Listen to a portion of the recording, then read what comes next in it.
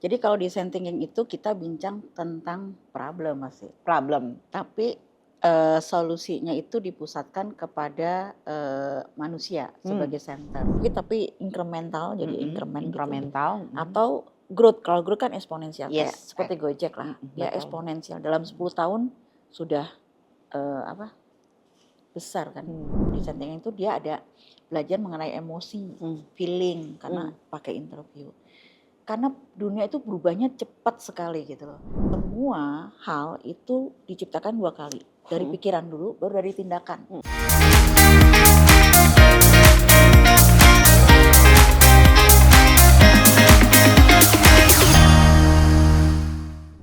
Halo, selamat pagi. Ketemu lagi dengan aku Kak Maria di podcast ISQ Bisa Kerja, teman sukses kamu. Oke, kali ini kita akan berbincang-bincang dengan salah satu pengisi modul yang ada di ISQ Bisa Kerja, ya, bernama Dr. Asri. Halo Kak Asri, aduh mau panggil kakak dokter ya, Kakak isoknya nggak aja, apa-apa kakak kakak aja ya, aja. oke. Gimana Kak Asri kabarnya, sehat? Baik, alhamdulillah. Alhamdulillah ya.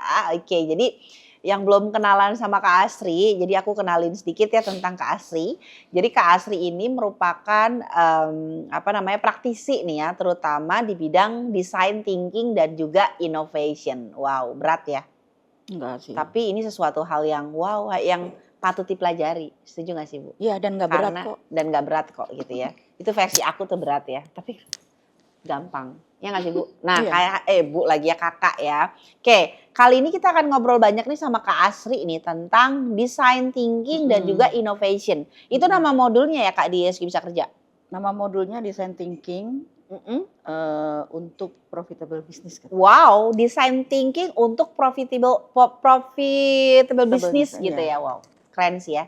Jadi bagaimana design thinking ini bisa menghasilkan banyak profit untuk bisnis. Iya. Oke, coba Kak Asri mungkin dijelaskan dulu nih kepada para Gen Z nih ya tentang modulnya Kak Asri, silahkan. Oke, jadi kalau design thinking itu kita bincang tentang problem masih. Problem. Tapi solusinya itu dipusatkan kepada manusia sebagai center. Oke. Jadi kita membuat sesuatu itu bukan karena passionnya kita, tapi lebih ke si manusia ini gitu ya. Betul. Kembali ke manusianya, itu kebutuhannya apa. Jadi betul. need-nya apa.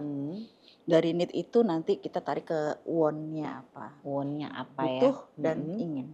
Oke, jadi sebenarnya yang dibahas Kak Asri ini adalah ketika kita bicara design thinking gitu kan, apalagi buat bisnis ya, yang pengen produknya laku gitu ya, bisnisnya profit gitu ya, yang harus dipahami itu adalah bagaimana mencari pain point, ya kan, gitu ya, pain point-nya apa gitu ya kan, yang memang terjadi di masyarakat saat ini gitu kan. Ya betul. Seperti itu ya Kak ya. Ya, Terus betul. kemudian identifikasilah pain point gitu kan, gitu. Yeah. Karena sebenarnya kalau sekarang ini bicara bisnis nih, kalau jualan produk aja susah ya.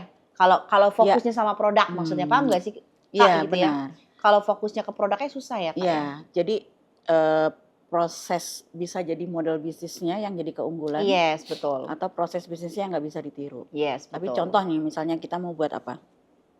Contoh kita mau buat kopi nih, Iya, kan banyak tuh orang jualan kopi ya. Kopi itu banyak banget kan. Benar. Atau ini kopi rasa baru gitu kan. Udah, itu mudah ditiru, tapi proses atau model bisnisnya yang agak sulit ditiru, yang itu mungkin cuman dapurnya yang tahu. Betul. Jadi berdasarkan pain-nya juga. Iya, berdasarkan pain. Apapun itu ya, maksudnya kan nggak selalu produknya yang jadi nilai jual ya, tapi kemudian juga model bisnis atau proses bisnisnya itu yang kemudian bisa menjadi kekuatan tersendiri gitu ya, yang kemudian orang akan beli kopi di salah satu kedai tertentu gitu ya Kak ya, gitu ya. Iya benar. Seperti itu ya Kak ya. Contoh gini deh, produk divalidasi itu beda-beda kan. Iya betul. Nah, misalnya, contohnya gini, saya mau jualan kopi nih misalnya. Misalnya Kak Maria mau jualan kopi. Terus validasi, gimana sih cara memvalidasi bahwa kopi ini akan laku gitu, akan disukai, itu gimana caranya? Bagaimana caranya? Tentu kita kan mesti wawancara ya, atau interview atau observasi gitu kan. kita sebut persona ya, bukan Yes, target. betul. Kalau di design thinking itu Persona kita ya? bilangnya persona bukan target. Tapi target dan persona itu berbeda. Berbeda, oke. Gitu. Nah, kalau kopi gimana ya? Kita nggak bisa bilang, nih coba kopi rasakan, terus enak nggak? Suka nggak gitu? Betul. Suka, tapi suka belum tentu beli ya. Yes, betul. Ya kan? Tapi kita cari memvalidasinya adalah cari ada tekniknya gitu, ada berbagai macam ya. Misalnya cari orang yang persona yang dia minum kopi itu sehari 3 kali. Yes, betul. Cari orang yang minum kopinya sehari 3 kali. Kenapa? Karena itu sudah jadi kebutuhan. Yes, betul. Yang kalau aku nggak minum kopi, kayak aku nih jet lag nih. Kayak dunia itu kayak udah nggak bisa mikir kurangnya, ya. Iya, betul gitu. Nah ya. itu kopi. Jadi ada kopi. Betul. Terus kalau kopi kan minuman ya. Terus betul. gimana kalau misalnya gini, keripik. Ini kalau kita mau ini ya, kalau kita mau bincang yang non digital gitu lah, yang non digital. Keripik. Terus kalau keripik kan bukan seperti kopi ya, orang nggak makan keripik tiap hari.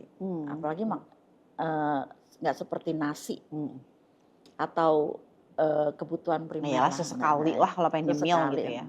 Terus memvalidasinya bagaimana kalau keripik kita itu disukai orang, itu ada caranya. Ya, misalnya kita letakkan keripik satu gitu kan. Nah, betul. Terus ada banyak ada keripiknya kita, keripiknya orang lain tuh ada. Betul. Nah, kita bisa cari orang yang mana sih keripik dari 3 baskom, misalnya ada keripik A, B, C itu. 3 baskom mana yang habis duluan gitu kan. Betul.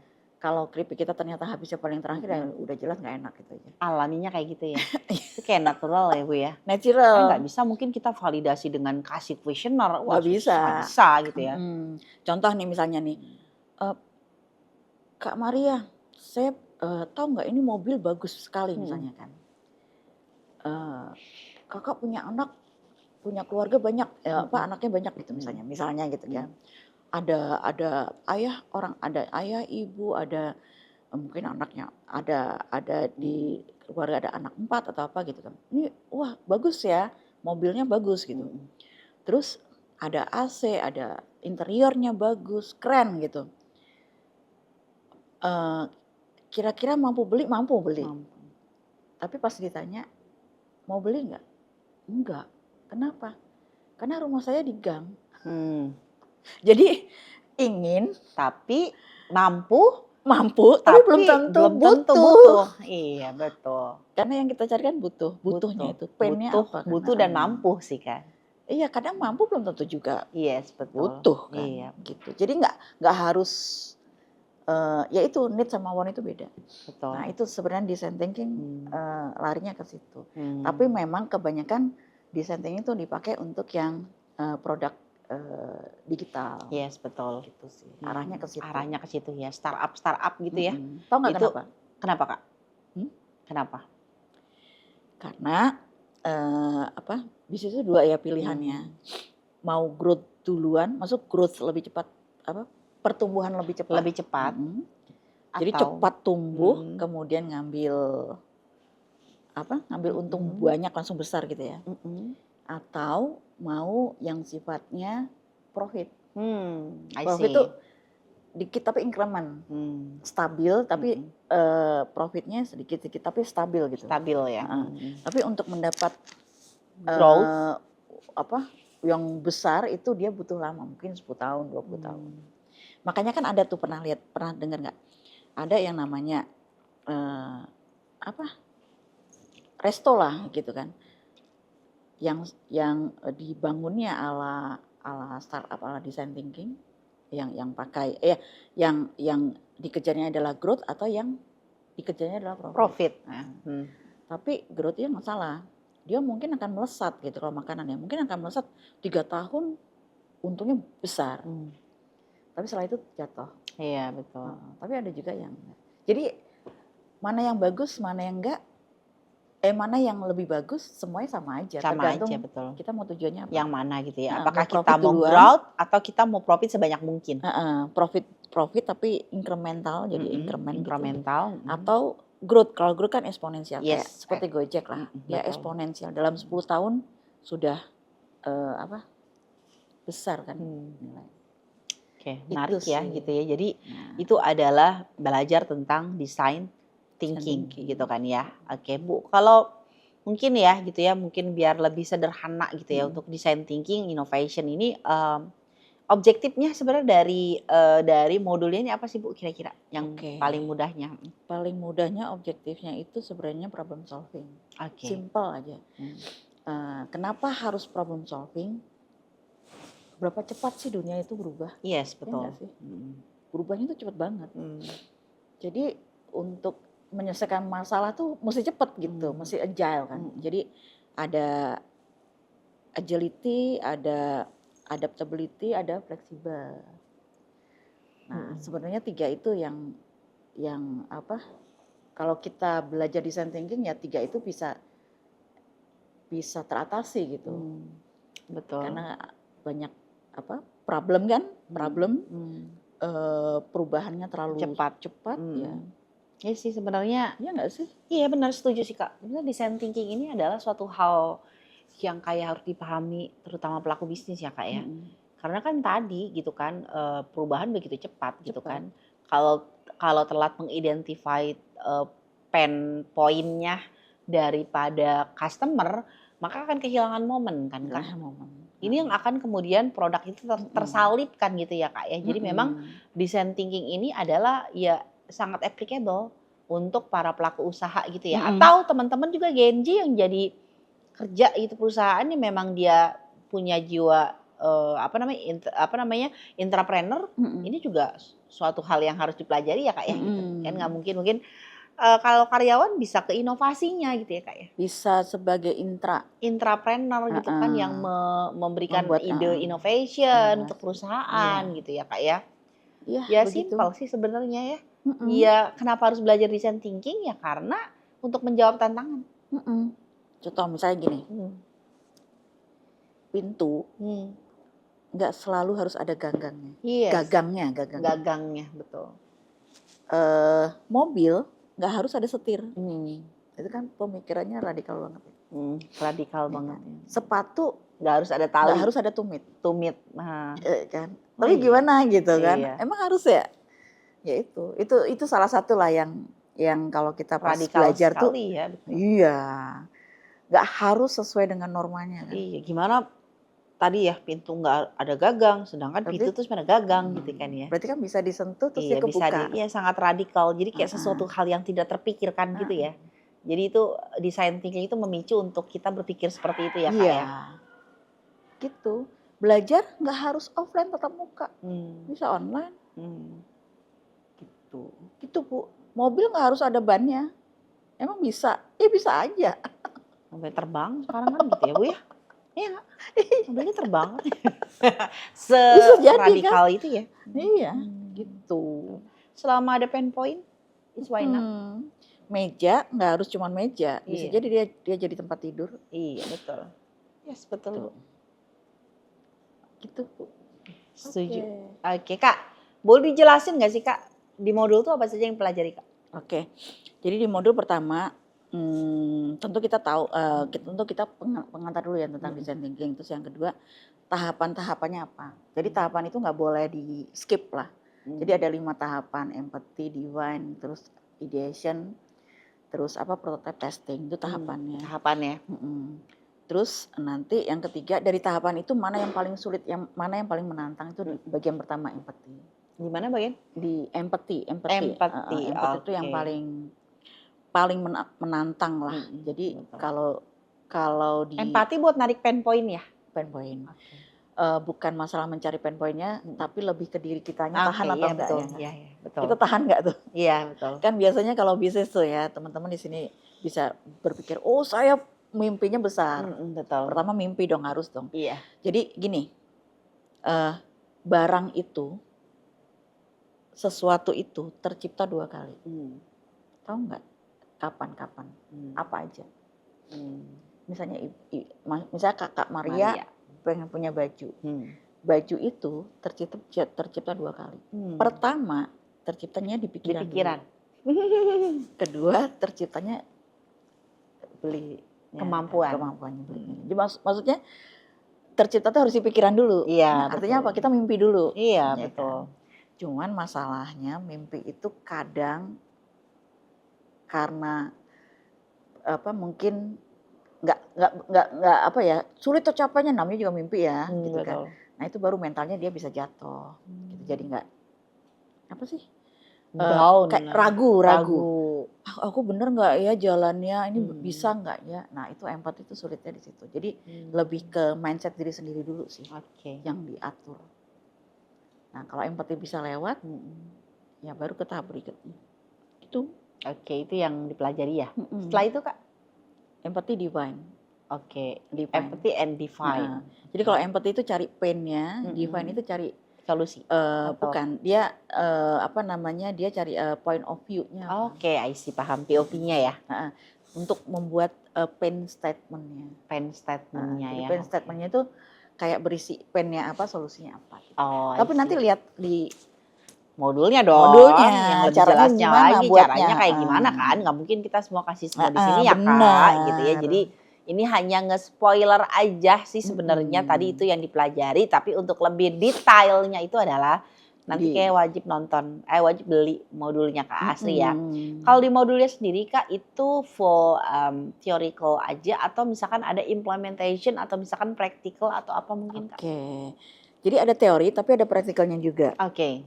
Nah, dan ada tugasnya juga. Oke, jadi apa yang perlu disiapin nih Kak? Kalau orang udah beli modulnya Kak Asri, mau nonton apa yang perlu disiapkan?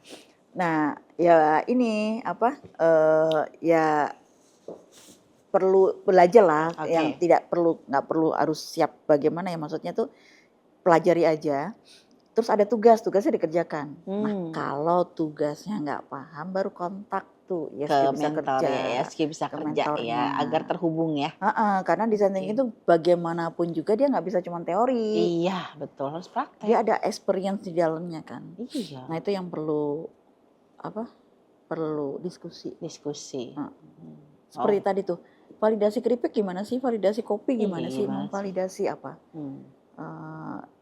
barang yang mau dijual. Itu ada teknik-tekniknya. Tekniknya beda-beda nih. Kalau yang tahu validasi questionnaire aja ternyata itu nggak efektif. Karena sebenarnya kriteria personanya kan nggak tahu juga ya Bu ya. Iya, apalagi yang ayo dong dimakan dong. Iya dimakan. Aduh itu sih iya Bu ya. Tapi kalau dengan blind tadi ya dengan kita tidak tahu gitu kan ya, itu justru natural ya Bu ya. Natural. Kita butuh karena yang kita cari itu persona, bukan target ya, betul. Kalau persona itu yang harus benar-benar tuh yang benar-benar yang emang inline, yang butuh, yang cocok gitu ya dengan produk yang mau kita tawarkan. Iya. Jadi ibaratnya kalau yang ngerasain pain cuma satu, ya kalau secara bisnis nggak laku. Iya, pivot lah ya Bu ya. Masa yang beli cuma 1 atau cuma 10 gitu kan. Iya. Jadi ini kita ngecek nih satu persona nih. Oke, dia punya pain ini nih, tapi pain itu tuh jadi pain sejuta umat nggak gitu loh. Iya benar. Iya, jadi ternyata pain-nya pain sejuta umat. Jadi ada 3 nih Bu. Pertama, itu dibutuhkan atau enggak? Yes. Ya kan? Dibutuhkan atau enggak? Yang kedua, layak dikembangkan atau enggak? Kalau enggak layak ya ngapain? Tapi biasanya juga mungkin kalau udah ketemu pain point, ketemu solusi, ketika mulai dikembangkan juga mungkin ke prototype dulu kali ya Bu ya? Iya, pivot. Pivot ya, prototype kan. Ketika prototype-nya dirasa ternyata kayaknya enggak deh, ya maka dia pivot kan Bu ya, balik lagi kan, ngulang lagi gitu ya. Ini menarik gitu sebenarnya kalau bisnis, kalau misalkan bisnis ini tuh menarik gitu ya, maksudnya kayak belajar bisnis melalui design thinking itu lebih kayak terarah ya Bu ya. Iya, tapi tetap di depannya pilihan ya, mau growth duluan atau profit duluan. Oke, I see. Mau growth duluan atau mau profit duluan, which is tuh kayak itu kan choice ya, pilihan ya gitu ya. Tapi sebenarnya even mau growth dulu atau mau profit dulu ya tetap caranya sama kan Bu?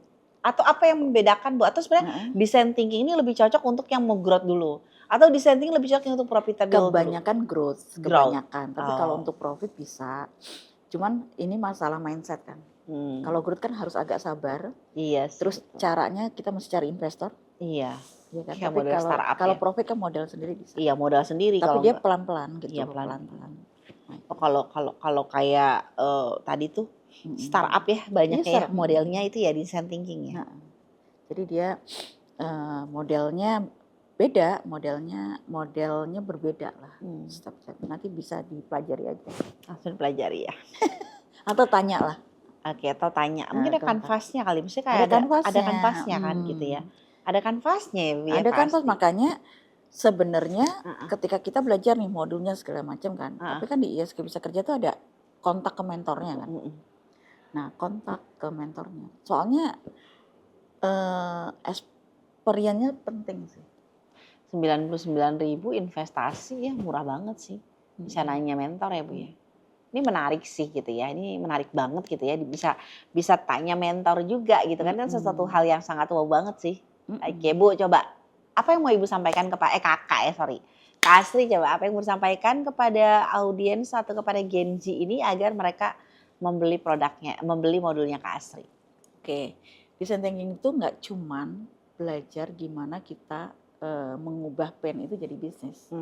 Tapi kita juga mengubah mindsetnya diri kita sendiri. Contoh design thinking itu dia ada belajar mengenai emosi, feeling, karena pakai interview. Karena dunia itu berubahnya cepat sekali gitu loh.